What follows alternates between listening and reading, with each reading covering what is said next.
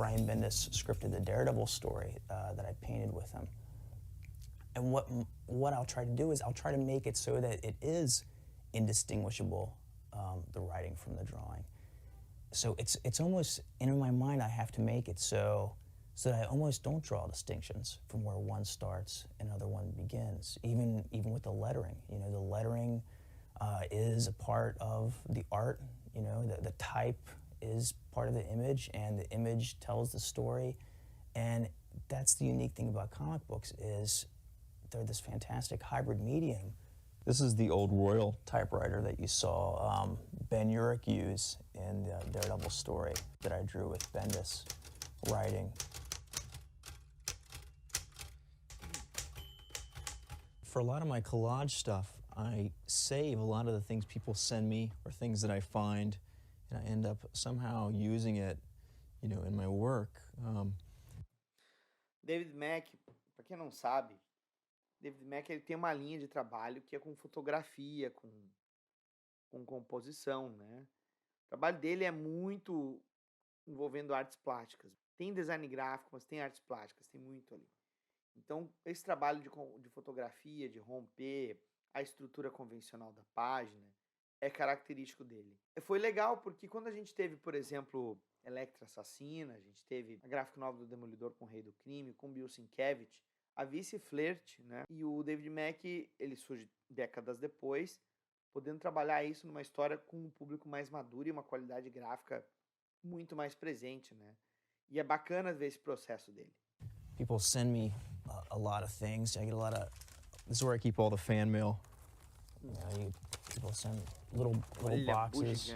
This is, sometimes I'll paint something large and then I'll reduce it and put it on a transparency, and then I can sort of collage it together with some other things. Try to make a nice contrast between how much is very specifically rendered and what's realistic, with the contrast of, you know, what's a little bit more ambiguous and abstract. Because when you're working on this, after a while, you sort of realize if you make everything, if you give the audience 100% of everything, there's a certain point where they don't have to think about it anymore. So what I try to do is I try to give them just enough where they finish the idea in their mind. Writing and drawing and painting, that's the idea. The more you do that, the more you realize it's like a conversation with the reader. There's more of a give and take. Photo reference here. This is from the Daredevil story. It's me posing as Matt Murdock, and there's me as Ben Urich. There's Timmy. When the story opens up, there's this child, Timmy, who he's almost catatonic, and he's just sort of talking in comic book terms. Obviously something has happened in reality that he's not comfortable with, and so his only way of sort of handling it and being comfortable in it is talking about it and relating to the world as if he's a comic book hero. So we thought, well, how fascinating would it be if in Timmy's world, it's all Joe Quesada. For the longest time, Joe said that, he's on it, and he thought it was a good idea, and he's gonna draw these stories. Well, it turned out, with his editor-in-chief job, he just wasn't able to do the artwork in time. So Brian said, well, it doesn't matter, David's gonna do it. And he just said, David, do these, just do Joe Quesada. He's like, you're going to do this, but you're going to draw it as if it's Joe. You got to make everybody believe these pages are Joe Quesada. Ele teve que emular também. The interesting thing about this story is that the central character, it turned out to be Nessas passagens que eram quadrinhos from the Frank Miller stories before and from Born Again. We'd seen him get more and more. Engraçado, é legal quando tu tem às vezes mais de um artista participando e tu tem essa questão de quarta parede, né? Não diria quarta parede, vai. Que não é um diálogo com o leitor, né? Mas e sim com a mídia. Tu distinguir a mídia dentro de uma realidade. Tem isso na She-Hulk? Tem. Ela sabe que é uma personagem de quadrinhos, é advogada dos personagens, e ela usa da historiografia da Marvel Comics como registro de casos anteriores. Aqui no Demolidor do David Mack é diferente. A timeline da história dele seria o real. E aí quando tu tem o ficcional, né, sendo consumido pelo garoto, é o que nós consumimos. Então tá ali dentro da cronologia, mas na verdade aquilo que a gente tá lendo é tão ficcional para essa realidade dele. É muito louco, assim. A arte é isso, né? Tu consegue fazer um diálogo de uma manifestação artística dentro de outra. Essa interação é meio que um espelho na frente de um espelho, na frente de um espelho. É infinita. More of a role in some of the Frank Miller and Born Again stories. But this was a time where Brian was really able to give, Olha Ben the foreground and not look at him only on a superficial level. You got to see. Olha a colagem da renda. Eu me lembro que eu vi o McKean fazendo isso no Asilo Arkham. Preta mesmo, e pá, colou assim, em cima do desenho. Isso é foda, sabe? Isso é muito... É o 3D sem porra de filtro digital nenhum, cara. Throughout the story, Ben discovered why he does what he does, at the same time as the readers, do.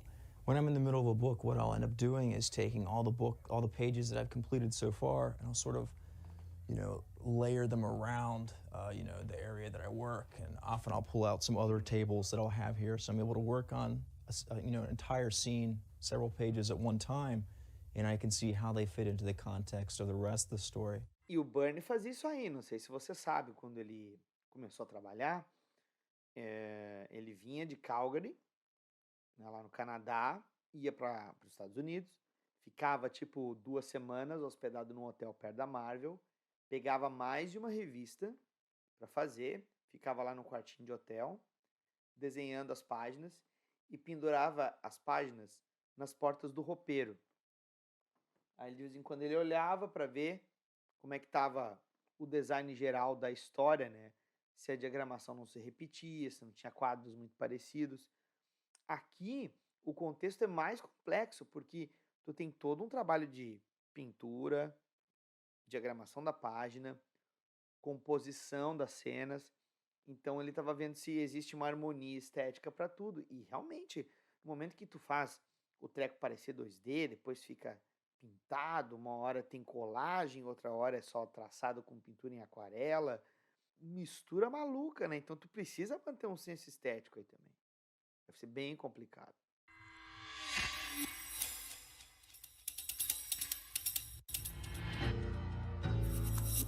O Bendis.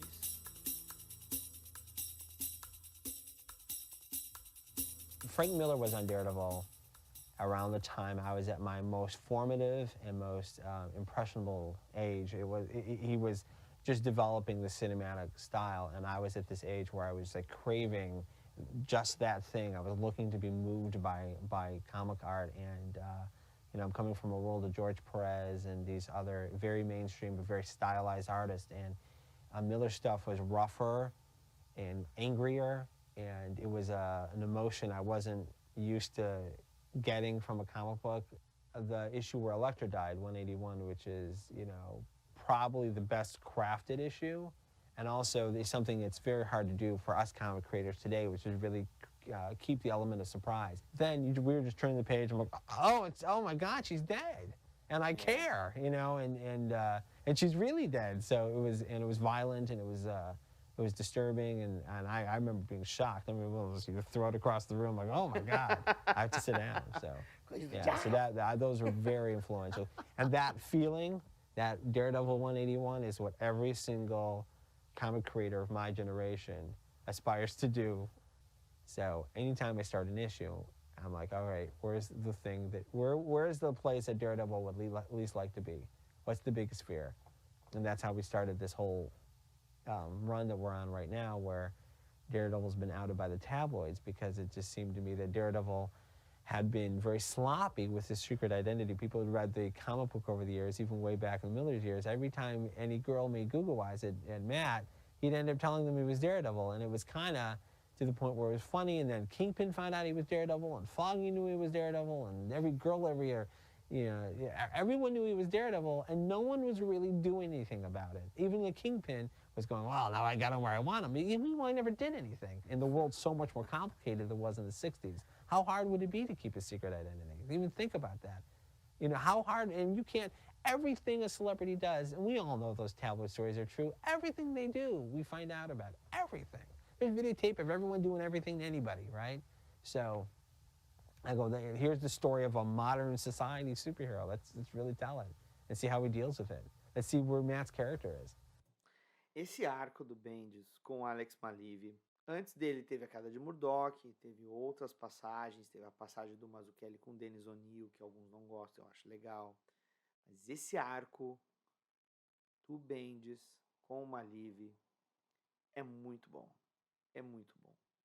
ele traz esse realismo contemporâneo, a arte também que sai da curva tudo 2D convencional, muito Photoshop, muita montagenzinha safada, né? Mas assim, combina para a estética em si. Não é uma coisa que muda de uma hora para outra. Ela é constante, ela é sólida, sabe? É como um monolito, assim. Tu sabe que vai ver aquilo nas páginas e aquilo vai ser usado pela narrativa. É um arco totoso de ler, cara. Muito legal, muito legal. Well, what happened with that following artist is that artist became like superstar artist, and then it got into this weird area where the artist had totally taken over every aspect of the creation of the comic, and everything was big double-page spreads, and you know, and tons of bats and flowing capes and chains, and there's a great tradition in comics of the splash page. You turn the page, and boom, there's the shot, and then it became every page was the boom, there's a shot, boom, there's a shot, boom. There's no story. It was just, and no matter how great the drawing is, if the comic is only about that drawing, it's a very shallow experience. You know, I was actually working at a comic store during this period. I was in college, and I was working at a comic store, and people come up and not remember if they bought a particular issue, and it was like $5 an issue, and they'd be like, did I buy this? I'm like, wow, if I took $5 out and even slapped you, you'd remember. You know, so, and I remember, well, they're not having any kind of experience. They're not, you know, not a real experience. What we're in now is very writer oriented, and what you get there is, from the most basic level, what's attracting to the comic book is an idea or a series of ideas, and that's so much more captivating than a pinup. Isso é verdade, cara. Quando você lembra nos anos 90 que tinha aquelas variantes cover, a moda caralho, assim, tudo muito parecido, os personagens ali posando. Tu tinha os acontecimentos dos mais irrelevantes, porque era tudo pôster, pôster, pôster, pôster, página dupla. Pôster, página dupla, página com 3 quadros, pôster, pôster, pôster. Tu não tinha um engajamento, tu não tinha realmente, porra, isso aqui aconteceu nessa edição. Essa edição explodiu na minha cabeça. Eu não esqueço. Pode contar nos dedos os quadrinhos que você leu ali nos anos 90, que eles têm aquela edição, sabe? Ela te fez devorar aquilo ali e tu fica contando os dias para ver o número seguinte. Poucas. Porque era tudo muito visual, assim, tu não tinha uma construção de expectativa. E realmente, cara, quando tu tem essa retomada dos roteiros mais elaborados, esse arco aqui não tem como tu tirar ele da equação. Ele é importantíssimo.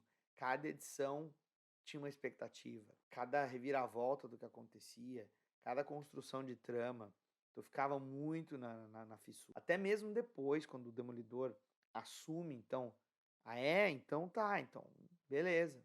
Tão satisfeito, eu sou o Demolidor. E ele toma conta do Clube do Inferno, né? Do Clube do Inferno não, da Cozinha do Inferno. Isso tudo é uma construção de expectativa muito louca. Kevin Smith. When I was writing Guardian Devil, I killed off a character called Karen Page. Now, this was a character who nobody really cared about at that point in the books. I mean, A, nobody cared about Daredevil. It wasn't selling.